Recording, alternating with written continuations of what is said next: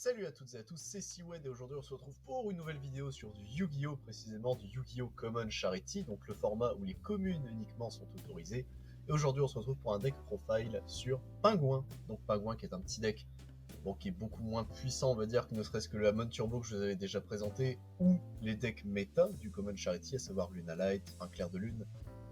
Cookie se casse un peu la gueule apparemment, mais Plante, Tenny également, même si Tenny pareil se casse un peu la gueule. Mais écoutez, je vais vous présenter Pingouin, parce qu'il a quand même une mécanique qui est ok. C'est pas la meilleure du tout, mais en vrai c'est jouable, donc je vais vous présenter ça du coup. On va commencer par les pingouins. Penguin Squire, donc écuyer pingouin, ne peut pas être utilisé comme... Hop, normalement si je clique... Ouais, c'est mieux comme ça. Ne peut pas être utilisé comme synchro, sauf pour un monstre haut. S'il y a une carte et 7 sur votre terrain, excepté durant le damage step, vous pouvez l'invoquer spécialement et réguler son niveau. C'est le synthoniseur du deck, malheureusement, puisque Polar Penguin, lui, n'est pas disponible. Enfin, Glacial Beast Polar Penguin n'est pas disponible. Du coup, c'est notre seul synthoniseur, donc il est extrêmement important, qui nous permet techniquement, en plus de faire qui permet de faire la loupe du deck pingouin, donc écoutez, pourquoi pas. Donc il module son niveau de 1 ou de 2. On peut cibler un face down et le changer en face up défense, donc ça c'est très très bien. Et ses effets sont annulés, sauf si c'était un pingouin, cet effet est une fois par tour. Et c'est grâce à cet effet justement qu'on peut faire la loupe dans Pingouin. Ensuite, notre deuxième pingouin, juste là, Green Temperor Penguin, qui a un seul effet, qui est pas une fois par tour mais qui est très fort. Le seul problème c'est que c'est un niveau 5. Et du coup, ce qu'il dit, c'est tout simplement, vous pouvez sacrifier cette carte, invoquer spécialement 2 monstres pingouins du deck, excepté Great Emperor. Donc tout simplement, ça permet de spé les pingouins qu'il nous faut, afin de pouvoir continuer les loops, etc. Donc ce pingouin est très très très fort. Le fait que ce soit pas une fois par tour, c'est extrêmement fort également, ça permet de le reborn et de continuer à jouer. Ensuite, nous avons Nope Pingouin. Donc Nope Pingouin, durant le tour de n'importe quel joueur, lorsqu'un effet de pingouin est activé, c'est un trigger effect qui est obligatoire. Son effet dit juste tout simplement invoquer spécialement cette carte depuis votre cimetière. Cet effet est hard once per turn, et il change l'effet des pingouins. La mécanique de pingouin, c'est de renvoyer les cartes à la main. Mais grâce à l'effet de Nope Pingouin, tant qu'il est là, toute carte du terrain renvoyée à la main par un effet de carte pingouin est bannie à la place. Plutôt fort, on va pas se mentir, c'est quand même assez gras de pouvoir du coup transformer la main. Nous avons ensuite Penguin Ninja, donc qui est un monstre flip. Les pingouins sont aussi des monstres flip. Vous pouvez cibler 2 magies pièges, enfin jusqu'à 2 magies pièges que votre adversaire contrôle et les renvoyer à la main. C'est extrêmement fort, puisque du coup ça permet de gérer les MP dans le deck en lui-même. On peut cibler un pingouin et le mettre en face down et ça rentre en combo du coup avec pingouin écuyer. Voilà, c'est juste ça. Cet effet là par contre est hard once per turn. Le pingouin le plus connu, à savoir Penguin Soldier, donc en flip, vous pouvez cibler 2 monstres sur le terrain, les renvoyer à la main. C'est tout simple, c'est pas une fois par tour, faut juste qu'il soit flip et c'est techniquement autour de lui que la combo de fin va se baser. Et enfin, vous avez la brique du deck pour les monstres, Puny Penguin. Donc à chaque fois qu'il est envoyé du terrain après avoir été flipped face up, on peut cibler, enfin c'est un effet obligatoire, on cible un pingouin excepté Puny Penguin, et on le spé soit en attaque soit en défense. En fait, ce qui est fort, c'est dès que vous avez le flip face up, vous allez pouvoir reborn Great Emperor qui va ensuite pouvoir se sacrifier pour spé de pingouin. La loupe entre les deux est vraiment extrêmement forte, mais du coup je vais le montrer après pendant le test. Vous avez Royal Penguin's Garden, qui est la magie des pingouins, qui est disponible en Common Charity, puisqu'il y a aussi l'épée pingouin, malheureusement elle n'est pas là. Cette carte, c'est le tuto du deck, plus le stabilisateur du deck. En gros, lorsqu'elle est activée, vous ajoutez une carte pingouin de votre deck à votre main, excepté elle-même, c'est logique. On peut en activer qu'une seule par tour, bon c'est logique. Et une fois par tour, durant votre main phase, vous pouvez diminuer de 1 le niveau d'un pingouin qui est dans votre main, donc vous le révélez, ou sur le terrain, jusqu'à la fin du tour, et si vous le faites, vous défaussez une carte. En gros, le but, c'est de transformer Great Emperor en niveau 4, afin de pouvoir l'invoquer normalement sans sacrifice, et généralement, selon ce qu'on défausse, généralement notre pingouin, il va se réinvoquer, et ainsi protéger du coup Great Emperor des haches, par exemple. Ça c'est tout pour les pingouins, il n'y a vraiment pas beaucoup. Bon, si il reste Penguin Brave, mais ça j'en parlerai après. Donc c'est pas grand chose, c'est une petite engine, hein, c'est 19 cartes, donc c'est pas énorme, mais ça fera le taf.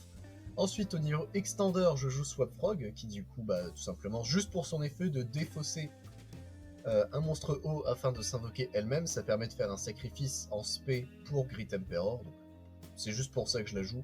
Techniquement, c'est un extender aussi dans certaines loupes pour faire plus de Mr. Boy, mais ça je vous expliquerai. Et enfin, Cartorin, The Hidden Gem of the Seafront. En gros, on le défausse, ça fait une extra normale d'un monstre haut. Donc généralement, quand on n'a pas Swap Frog et qu'on a lui, vous invoquez n'importe quel pingouin. On utilise l'effet de Cartorin, donc se défausser pour faire une extra normale, à faire une extra normale Great Emperor. Ça c'est si vous n'avez pas touché évidemment Royal Penguin's Garden. Et enfin Monster Reborn, parce que Monster Reborn into Great Emperor qui se sacrifie, into Puny, into Penguin Square.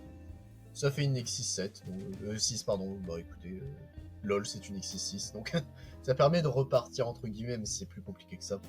Et enfin, il y a les classico-classiques, Ash Blossom pour les Entrap. Enfin là, techniquement tout ce qui est là c'est Free Spot. Mais du coup vous avez Ash Blossom, Veiler, Kolbai, Cyclone qui sont mes préférés. Et en soi, vu que c'est un deck haut et que ça joue techniquement, ça peut jouer avec les niveaux 2, Paléozoïque, Canadia et Dinomichus sont pour moi les deux meilleurs. Canadia est peut-être mieux. J'ai mis 2-2, mais en soi, ce serait peut-être mieux de faire du 3-1. Peut-être. On testera de toute façon, mais ça, c'est l'idée. Ensuite, vous avez. Alors, le side, je vais pas y venir, hein, puisque ça, c'est vous qui décidez, mais moi, j'ai mis un side de barbare. Hein. Mais du coup, au niveau de l'extra deck, vous avez Penguin Brave, qui est le boss monster du deck. Un tuner, un ou plus non-tuner. Votre adversaire ne peut pas cibler les face down positions avec des effets de cartes, donc en soi, c'est plutôt fort. Ça permet de protéger vos pingouins en gros. Vous ne pouvez utiliser les effets suivants de Brave qu'une seule fois par tour. S'il est invoqué par synchro, vous pouvez spé n'importe quel pingouin en face down position. Donc le mieux quand on est comme ça, c'est soit ninja, soit soldier. Également, lorsqu'un monstre adverse active un effet de carte, en effet rapide, vous pouvez flip face up en défense position un monstre haut que vous contrôlez. En gros, ce qui est très fort avec ça, c'est que du coup, votre adversaire active un effet, il commence à setup, etc. Si c'est un deck basé sur les magies, vous faites tout simplement Penguin Ninja. Si c'est un deck basé sur les monstres, Soldier. Faut juste s'adapter, mais en gros, ça vous permet de gérer à la résolution de la chaîne les cartes du terrain adverse. Ensuite, là, c'est plus générique. Ravenous Crocodragon, donc lui, il gagne 500 par attaque. Vous pouvez utiliser chacun de ses effets une fois par tour. S'il est invoqué par synchro, vous piochez des cartes par rapport au nombre de non-synthoniseurs que vous avez utilisés. Vu que Pingouin, son seul syntho est un niveau 5 qui peut réguler son niveau, il y a moyen de piocher plusieurs cartes. Et en effet rapide, on défausse 2, on cible une carte sur le terrain, on la détruit. Crocodragon est pour moi sincèrement, c'est peut-être la meilleure synchro de disponible en Common Charity qu'on peut utiliser en dehors de Penguin Brave, ce deck. Et après, c'est les classicos, donc Borel Load, Power Load avec l'Engine Codebreaker, Raten qui permet de pop une carte, demi Starboy qui font partie de la combo, ils sont vraiment extrêmement importants. Géodator pour les situations bizarres où on doit donner un monstre, puisque les pingouins n'ont pas beaucoup d'attaque, on peut lui donner un monstre faible. Cambroraster tout simplement parce que il y a les paléos, mais je pense s'il y a une link à cut, ce sera certainement Paléozoic Cambroraster, et Underclock pour mettre des gros clapos, mais ça, nous verrons juste après, messieurs dames. Donc du coup, ça c'est le deck. Je vais vous présenter la main combo du deck. Et ensuite, ce sera tout, ce sera déjà. Bien, il est temps de passer au test. Alors, du coup, vous avez ici la main de départ. Donc, le combo, c'est un combo de cartes entre Squire et Penguin Gardens. Et ça peut devenir un combo 3 cartes si vous avez nos pingouins ou directement Emperor Pingouin, vous allez voir. Donc, on active Royal Penguins. On va chercher un pingouin. Hop. On va chercher du coup notre Emperor. Donc, si vous avez nos pingouins, en gros là c'est à partir de là où ça va se diviser, en gros c'est qu'il y a des étapes qui vont se rajouter, mais dans l'idée vous allez toujours faire la même chose. Hop, vous allez déclarer l'effet de Guarden, on révèle Emperor, on défausse nos pingouins, on normal du coup Emperor, toujours pour l'instant non, on va la poser comme ça elle arrêtera de nous faire chier. On déclare l'effet d'Emperor, du coup de spé de pingouin, et vu qu'on a déclaré un effet de pingouin, en chaîne 2, nos pingouins va se trigger obligatoirement.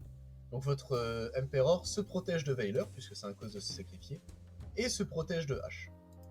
C'est le gros avantage, on va dire, de pingouin, même si bon, c'est pas le meilleur. Du coup, notre pingouin s'invoque. Il vous faut Puni et Ninja. Du coup, Petit Ninja ici, Puni ici. On va faire l'effet de Ninja. Donc, hop, on transforme Puni en le mettant face down. Et vous allez enfin trigger l'effet de Squire, vu qu'une carte a été set, on peut l'invoquer. Hop. Est-ce qu'on module son niveau? On n'est pas obligé. Mais non, dans le doute, on ne va pas le faire. Do nothing.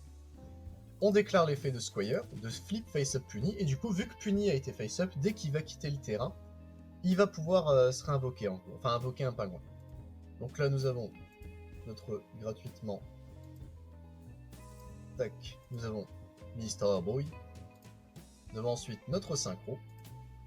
Hop, donc voilà. On invoque.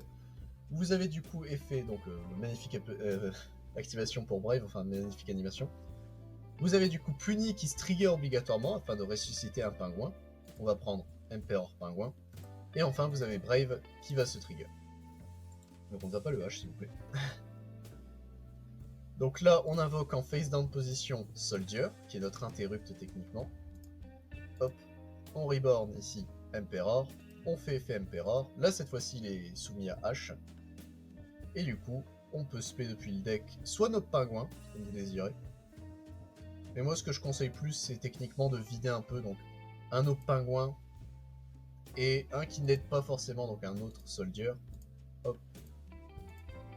Hop. Et vous avez une free link 2, sachant que vous pouvez faire un borrel load. C'est con, mais ça peut aider. Mais moi, ce que je conseille surtout, hop, c'est de refaire un Mr. Boy, puisque du coup, ça transforme votre board en la chose suivante. Une 2400 qui va récupérer un monstre du cimetière à votre main. Donc c'est con, mais oui, moi j'aimerais bien récupérer surtout Squire par exemple, qui permet de démarrer, enfin refaire des synchros et link, etc. Emperor également, c'est con, mais ça aide. Vous avez votre informe d'interrupt, Penguin Brave avec Penguin Soldier. Et techniquement, vous avez toujours 2 free cards en main, donc là, bon, j'ai eu un peu de chance. Cosmic Cyclone et Ash Blossom, du coup. Donc voilà, 3400, 2400, 2400, donc techniquement le tour d'après. Si l'adversaire vous arrive à l'interrompre suffisamment, vous avez l'OTK. Voilà. Voilà, c'est tout. C'est la main combo de Pingouin. C'est à peu près tout ce que Pingouin est capable de faire. Bon, vous avez vu qu'il peut aligner un Borrel Load, qu'il peut Link Climb du coup et faire en sorte d'obtenir un Power Load Gookie, etc. C'est pas un mauvais deck en soi. Je trouve ça déjà super bien que Pingouin puisse faire quelque chose, quoi. Je trouve ça mignon en fait. Se dire Pingouin, tout le monde lui chie dessus en mode mais c'est un deck ça, vraiment. Oui, ils sont mignons, mais ça s'arrête là. Au final, ça peut faire des boards. Bon, si Polar Penguin était là, ça changerait énormément le deck, ça permettrait de stabiliser, sachant que Penguin Brave, donc Lyric n'est pas joué parce que bon, ils sont un peu la schneck, on va pas se mentir. Mais il y a 2 autres pingouins qui sont sur Brave, s'ils sortent, j'espère qu'ils seraient bien. Ça aiderait un petit peu Pingouin. Mais du coup, voilà dans l'idée, donc on va pouvoir terminer cette vidéo. Mais vous avez vu la main ligne de comment se joue Pingouin. Autant Sacred Beast, enfin Amon Turbo comme je vous l'ai montré, il y a plusieurs lignes de combo pour atteindre le board final et des fois même l'améliorer. Là, tout ce que vous avez vu, faut vous dire que vous terminez avec un Mr. Boy en moins.